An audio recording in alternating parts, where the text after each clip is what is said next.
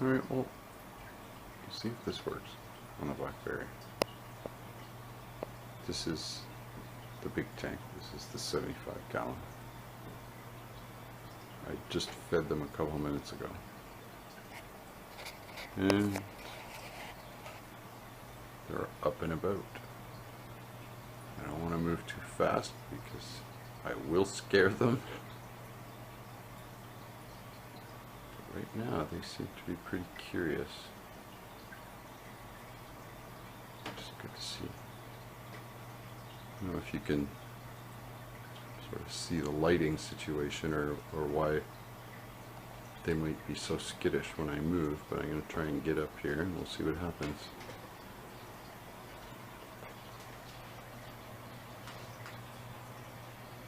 Well, that's not too bad.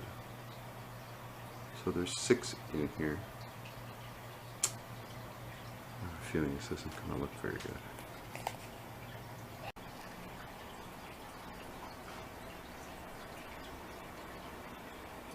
It's not the best camera to record on.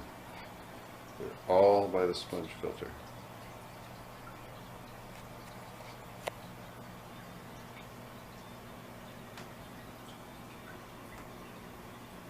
So this is a bare bottom tank. I've got a sponge filter. I've got an AquaClear 110, and I've got a Fluval 404 canister underneath. And it seems to work pretty good. I don't see them skimming. I don't change it every 3 days, as I know I should, but I think because it's so clean and it's got the filtration that it does that I'm alright doing it maybe once a week. So these guys, I kind of dump it in. I chop up the food, dice it up basically, and I put it in and they go after it, and it's gone within 15-20 minutes. And I clean up anything else. This is my Tetra tank. You're not interested in this. This is my big boy. This is Mango. He's my bully. He's my biggest.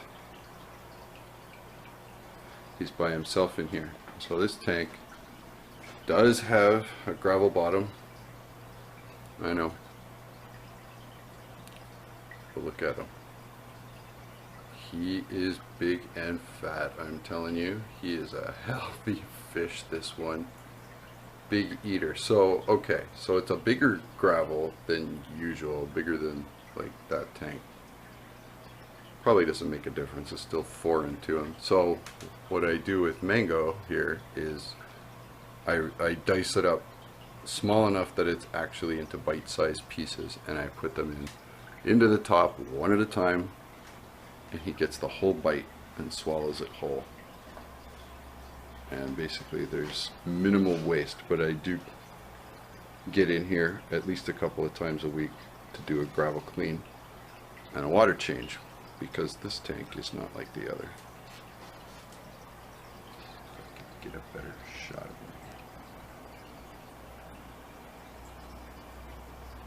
I don't know if there's any way you can tell if it's a male or a female, but I'm pretty sure it's a male, just based on his behavior with the others. My pride and joy right there. I got another one, another tank underneath of Tetras.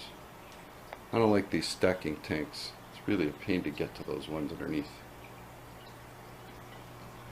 But as you see, I've learned to go with the bare bottom.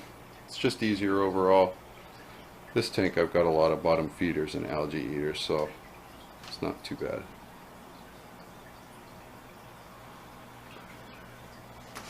I hope this comes through okay in the video, but I got this one here, the front left, this blue one, he's my fastest grower. Even though he doesn't look so fat, he's grown immensely since I've got him. The other large one there, the Flora, is actually about the same size as when I got it. This one you saw the first time, he's grown a little bit, this blood pigeon. He's behind still, but he looks healthy and fatter anyway. And you don't see two smaller blue ones. they really haven't grown much. They're probably too small for the tank, but at least they're all eating and generally getting along. See, there's a couple, there's one of the small blue ones there. So they'll wait for me to sit down before they eat. Anyway, it's the situation. The office just has the one overhead light. I do have a light on top there, but I never turn it on. It's just not worth scaring them. And this is what they do. I feed them almost exclusively the BH. I do treat them with blackworms occasionally. I know I shouldn't. They love them, and nobody's getting sick so far. And that's them. Anyway, see you Saturday.